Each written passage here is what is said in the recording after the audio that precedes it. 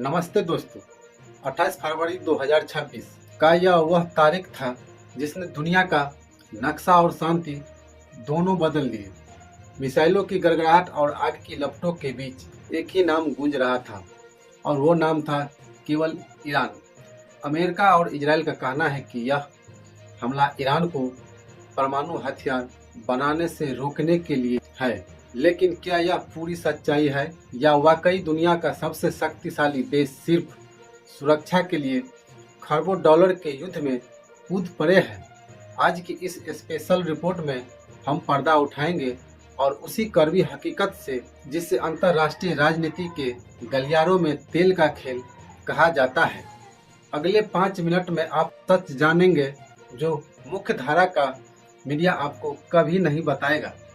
दोस्तों, अगर इतिहास के मानेंगे तो दुनिया के देशों को इराक और लीबिया से सबक लेना चाहिए, क्योंकि ईरान के साथ जो हो रहा है उसे समझने के लिए हमें इतिहास में पीछे मुड़ के देखना होगा। साल 2003 इराक युद्ध, तब भी विनाशकारी हथियारों का डर दिखाया गया और लाखों जानें गई थी। पूरा देश बर्बाद हुआ, लेकिन क्या परमाणु बम मिले? जवाब है नहीं। लेकिन इराक का तेल किसके हाथ लगा? अमेरिका ने फिर 2011 में लीबिया के साथ भी यही किया। ईरान के साथ जो हो रहा है उसे समझने के लिए हमें इतिहास में पीछे मुड़ना होगा। विशेषज्ञों का कहना है कि ईरान के खिलाफ इस्तेमाल की जा रही स्क्रिप्ट वही पुरानी है, बस किरदार बदल गए हैं और परमाणु बम वह चाबी है जिसे अमेरिका किसी भी संप्रभु राष्ट्र को दरवाजे तोड़ के उसके संसाधनों तक पहुंच जाना चाहता है। दोस्तों, अमेरिका को सीधा मुंह बात नहीं बना, फिर ईरान पे हमला करके बात नहीं बना, तो अमेरिका ने एक नया हथियार ईरान में लॉन्च कर दिया है और उस हथियार का नाम है खार्ग आइलैंड। अब बात करते हैं मौजूदा हालात की। राष्ट्रपति ट्रंप ने खुलेआम कहा है कि उनका लक्ष्य ईरान के तेल संसाधनों पर नियंत्रण करना है। ईरान का खार्ग आइलैंड, जो उसके तेल निर्यातक की लाइफलाइन है, आज अमेरिका मिसाइलों के जद में है। अगर अमेरिका वहां कब्जा कर लेते हैं तो वह दुनिया की तेल सप्लाई का भगवान बन जाएगा। सोचिए, अगर एक देश का परमाणु कार्यक्रम रोकने के लिए उसके तेल कुओं को अगर निशाना बनाया तो क्या जायज है? या फिर तेल ही वह असली वजह है जिसकी वजह से यह युद्ध शुरू किया गया है? दोस्तों, यहाँ तक हमने आपको बताया ईरान के नज़रिए से, लेकिन इस युद्ध से दुनिया में किसको क्या घाटा होने वाला है, खासकर चीन है उसको क्या घाटा होने वाला है, अब थोड़ा उसके बारे में भी बात करते हैं। दोस्तों, अमेरिका चीन की घेराबंदी और वैश्विक वर्चस्व कैसे बनाता है?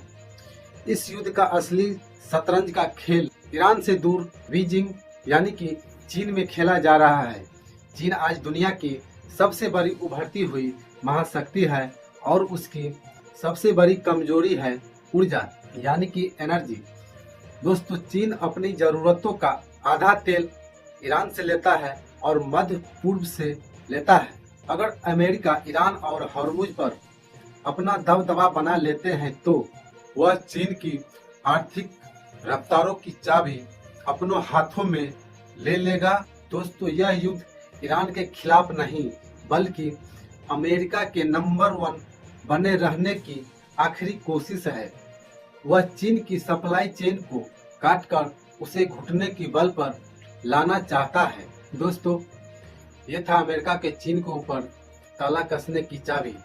दोस्तों, अमेरिका दुनिया में किसी के दोस्त नहीं है। एक हमारे भारत में कहावत ट्रेंड होता रहता है कि ऐसा कोई सगा नहीं जिसे अमेरिका ठगा नहीं, क्योंकि दोस्तों उसको नंबर 1 अगर बना रहना है तो दुनिया में किसी भी उभरती हुई देश या उभरती हुई ताकतों को उसको लगाम लगाना पड़ेगा, तभी जाके वो नंबर 1 के टेबल पे नंबर 1 बना रहेगा। दोस्तों, अब बात करते हैं इस युद्ध से दुनिया भर के देश में, खासकर अगर भारत की बात की जाए तो भारत में क्या असर पड़ने वाले हैं। भारत पर असर यानी कि आपकी जेब पर हमला। दोस्तों, आप सोच रहे होंगे कि ईरान में बम गिर रहे हैं तो हमारा क्या नुकसान हो रहा है। दोस्तों, यही सोच उन लोगों को बैकयार्ड की तरफ धकेले जा रहे हैं। दोस्तों, भारत अपनी जरूरतों की 80% तेल बाहर के देशों से आयात करते हैं। जैसे ही यह युद्ध लंबा खींचेगा तो तेल की कीमतों में 150 से $200 प्रति बैरल तक जा सकती है और भारत में पेट्रोल 200 रुपये लीटर पार कर सकता है। जब तेल महंगा होता है तो ट्रांसपोर्टेशन महंगा होता है, जिससे सब्जी फल हर जरूरत की चीज छोटी छोटी महंगी हो जाती है। यह युद्ध सिर्फ मिडिल ईस्ट की बर्बादी नहीं बल्कि आपके घर के बजट पर भी एक सीधी मिसाइल है। दोस्तों, क्या शांति का कोई रास्ता था? थोड़ा अब इसके ऊपर बात कर लेते हैं। तो अंत में एक ही सवाल, यही सवाल है, क्या दुनिया वाकई में सुरक्षित हो रही है या फिर हम तेल की प्यास बुझाने के लिए निर्दोष लोगों की खून की होली खेल रहे हैं? क्योंकि परमाणु बम एक तकनीकी मुद्दा हो सकता है, लेकिन इस युद्ध की आत्मा लालच है। महाशक्तियों की यह जंग आने वाले कई दशकों तक दुनिया को अशांत रखेगी। दोस्तों, आपको क्या लगता है?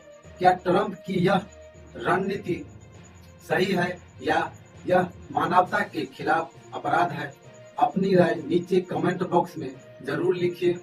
अगर आपको यह विश्लेषण गहरा और जानकारी पूर्ण लगा हो तो मेरे चैनल दयानंद एनालिसिस को सब्सक्राइब जरूर कीजिए और इस वीडियो को ज्यादा से ज्यादा शेयर कीजिए ताकि सच्चाई हर हिंदुस्तानी तक पहुंच सके।